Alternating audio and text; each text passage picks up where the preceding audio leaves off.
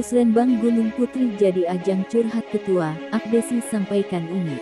Musyawarah Perencanaan Pembangunan Musrenbang Kecamatan. Forum musyawarah tahunan para pemangku kepentingan stakeholders di tingkat kecamatan untuk mencapai kesepakatan mengenai pembangunan yang berskala diprioritaskan serta menyepakati rencana kegiatan lintas kelurahan di kecamatan yang bersangkutan. Masukan itu sekaligus sebagai dasar penyusunan rencana pembangunan sekecamatan yang akan diajukan dan penyusunan kerja dan dilaksanakan di bulan Februari. Namun Musrenbang Kecamatan Gunung Putri ini terkesan jadi ajang curhat para pemangku pemerintahan yang ada di sekecamatan Gunung Putri. Terbukti saat kami media Gerbang Indonesia meminta wawancara terkait hasil informasi kegiatan musyawarah perencanaan pembangunan di Kecamatan Gunung Putri Kabupaten Bogor Kamis tanggal 3 Februari tahun 2022.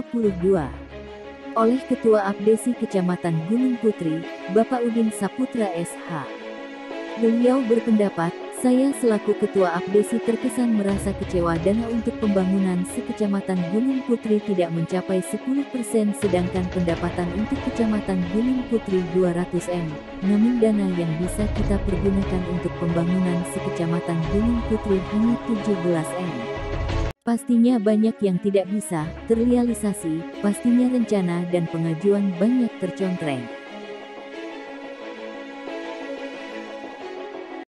Menurut kita sih sangat jauh ya, karena dengan ada gitu yang tahun 200 miliar lebih ya, dengan mendapatkan 17 miliar per tahun itu hitungannya cuma 6-7% ya, 8% dari dibandingkan ke pendapatan dari Kecamatan Gunung Putri.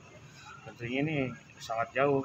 Kalaupun kita bicara prioritas kan, yang kita prioritas itu jalan-jalan utama termasuk kabupaten yang menghubungkan antara desa Kalajeng Udik dengan desa Ujung Nangka kan itu prioritas mungkin mudah-mudahan tahun ini, tapi tahun 2003 juga banyak.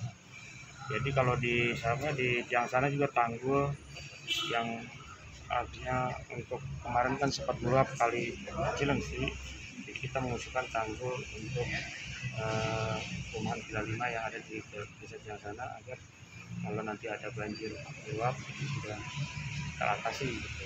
Dan banyak lagi sebenarnya prioritas dari kecamatan itu, termasuk juga yang paling saya dari dulu juga ya, saya iri dengan kecamatan yang ada di Jonggol, Jamil, Kecamatan Gunung Putri yang berada di desa ini kantornya masih begini ya.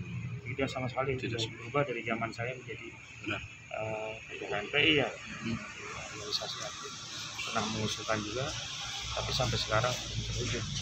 Ini sangat miris ya kalau melihat PAD Kecamatan Gunung ini yang besar, tapi untuk Kecamatan Gunung Putri sendiri yang kalau dibilang kalau Gunung Putri bicara lahan kan, kalau Kecamatan Gunung sudah ada lahannya, kenapa ini belum bisa terrealisasi sampai sekarang? Sudah beberapa kali tamat. Berapa persen Pak item yang dicoret hitungan global? Kalau untuk globalnya nanti tanya ke Pak Camat aja. Di situ kan kita ajukan per desa di kecamatan itu yang menseleksi ya. Bukan menseleksi, mengajukan ke dalam hal ini atau itu buat kalau yang di sana. Kalau kecamatan kan sama ada yang hilang ya. Nah hilang itu kan di sana. Berarti ada skala prioritas dong. Ada prioritas juga, tapi yang tadi saya bilang ini karena dengan 17 miliar wajar tercoret kan gitu. Pak Camat juga bingung ngebaginya kan gitu. Oke, dapat kita 27 miliar tapi 10 miliar kan sama saja ya, Pak ya. Kan semua dapat di luar ini gitu. Artinya mewakili KPSI bahwa kecewa dengan Pak Gus gitu ya. Ya, kita Kecamatan Gunung Putri termasuk kepala desa kecewa dengan anggaran yang dari dapat begitu kecil 17 miliar, sedangkan kita berada besar. Siap, baik atas 200 miliar. Adakah strategi untuk menyikap kekurangan atau menutupi kekurangan itu dari kepala desa atau dari Abdesi untuk menutupi pembangunan yang dicoret tadi atau prioritas yang dicoret tadi? Ya kan itu kalau untuk anggaran tersebut kan itu semua yang tentunya yang tidak dibiayai oleh desa. Iya. Itu yang itu yang diberikan ke kecamatan. Dan itu kewenangan kabupaten. Kan beda dengan di desa. Kalau desa kan Nah, dia itu beda. Iya, maksudnya kan ada beberapa yang dicoret lah, ini kemungkinan berbeda. Adakah strategi dari pihak APSI atau kecamatan, mungkin kecamatan akan mengajukan apa nih di berbagai proposal? Mungkin nanti kita akan berkoordinasi dengan 10 kepala desa di Kecamatan Gunung Putri, juga dengan ada yang dewan di Dapil 2, khususnya juga dengan dewan yang ada di Kecamatan Gunung Putri yang ada 4 dewan, dengan Pak Camat kita bagaimana ke depan agar Kecamatan Gunung Putri mendapat anggaran lebih besar lagi. Oke. Harapan untuk dengan pagu itu ditingkatkan. Dengan pagu yang sini harapan ke depan bisa ditambah. Ya. Bisa kalau paling dikit harusnya 50 miliar. Ya. Jadi saat kita bahas nanti di 2023 kan kita akan bahas juga nih di Musrembang, di rapat-rapat komisi. Di situ kita akan sambung nih.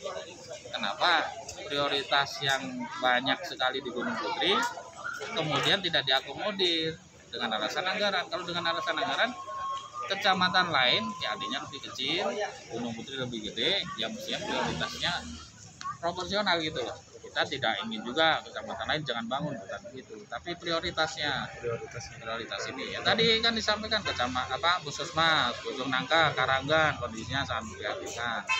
Kemudian urusan banyak kejadian banjir, drainase dan seterusnya. Nah itu kan prioritas berarti. Nah prioritas ini harapannya proporsional gitu.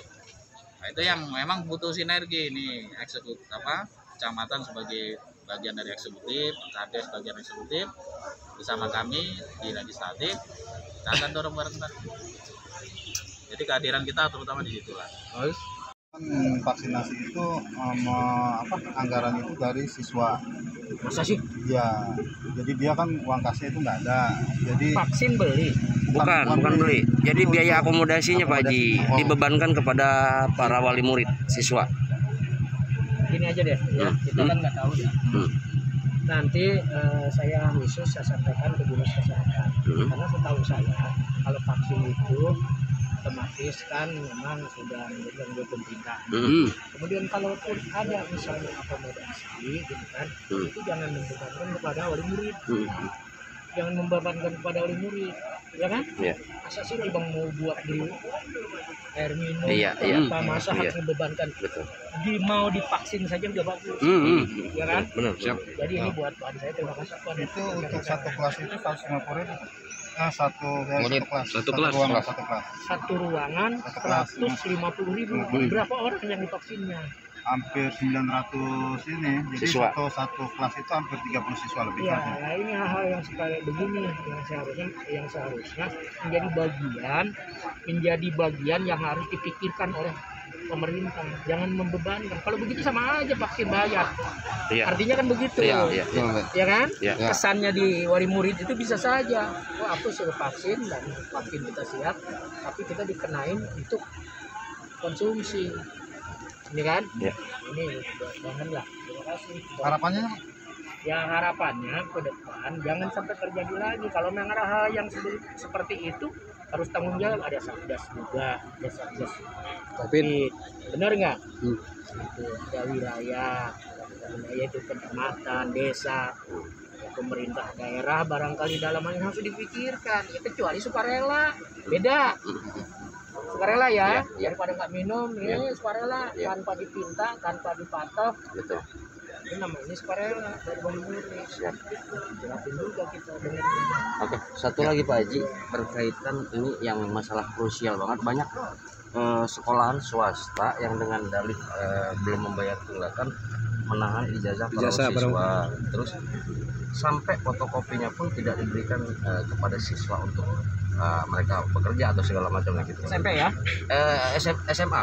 SMA itu kan kita kewenangannya sekarang operasional pendidikan itu kewenangannya adalah kewenangan provinsi. Kita tidak punya kewenangan. Paling kalau nanti kita panggil distrik, kita panggil KCD, suruh artinya distrik itu memberikan satu arahan, jangan begitu dong, ya kan? Cuman kalau kita memang untuk masuk ke SMA, ya kan? Untuk berbicara tentang operasional mengenai hal itu kewenangannya provinsi. Nanti aku juga akan sampaikan ke anggota Dewan di provinsi. Siap Pak Haji. Ya. Dari sisi kemanusiaannya Pak Haji, apakah dibenarkan begitu sampai menahan fotokopinya atau tidak? Saya kira tidak benar, itu tidak boleh, tidak boleh terjadi. Miris kan kita dengernya, ya kan? Gitu. Dan sementara kan masyarakat kita harus mendapatkan satu pembelajaran atau pendidikan sesuai dengan jenjangnya. Tapi persoalannya memang sekarang itu karena SMA bukan kewenangan kita kabupaten. Nah, ini sulit kita untuk melakukan pengawasan. Siap. Jadi, tapi ini juga terima kasih nanti suruh KCD-nya diundang oleh Distrik. Siap. Himbauan Mohonlah. semua sekolah lah termasuk Ya, SD, SMP dan Saya SMA. kira begini, kalau SD, SMP memang tanggung jawab pemerintah Ya. kabupaten, Siap. ya kan. Kalau ada hal warga kita yang memang tidak punya kemampuan, ya kan, khususnya yang menjadi tanggung jawab kabupaten, ya ini pemerintah daerah harus bertanggung jawab dan harus sekolah juga harus memberikan satu toleransi. Kedua, yang SMA memang bukan kewenangan kabupaten tadi, tapi tolonglah kepada sekolah-sekolah. Kalau anak itu misalnya membutuhkan kopinya minimal, kalau memang ada kesepakatan untuk tebus, ya kan? Paling tidak berilah legalisir dulu, benar nggak? Benar. Mungkin mau dipergunakan untuk melanjutkan sekolah lah, keperguruan, maupun mungkin melamar kerja, kan tidak terbelenggu, gitu. Siap. Ya, Siap Haji. makasih ya, Mas. Satu yang mana Kabupaten Bogor ini kalau nggak salah, kan saya bisa beda sekali dengan Kabupaten Bogor niatnya.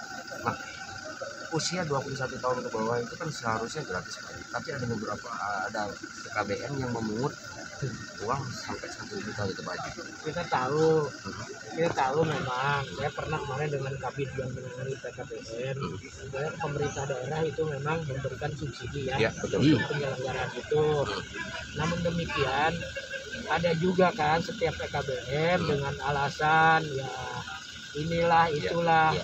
Ketika mereka selesai, ya kan, ijazah gitu kan, ya tetap gitu masih dimintain partisipasinya. Tapi yang kita inginkan, saya sudah pernah itu, jadi jangan dipaksakan, jangan dipatok, Kalau dia iya makanya, nah itu ya buat kita juga. Kalau memang itu PKBM membantu masyarakat yang drop out untuk menyesuaikan pendidikannya, ya kan?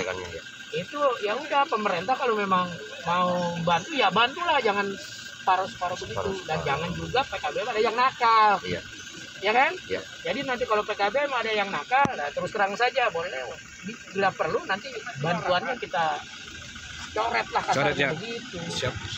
Ya kan? Akankah Pak Haji mendorong pihak desa untuk memanggil para ketua PKBM? Itu karena di sektor kita, di sektor komisi 4, kita akan panggil. sampaikan di sana. Siap. Oke, siap. Terima kasih.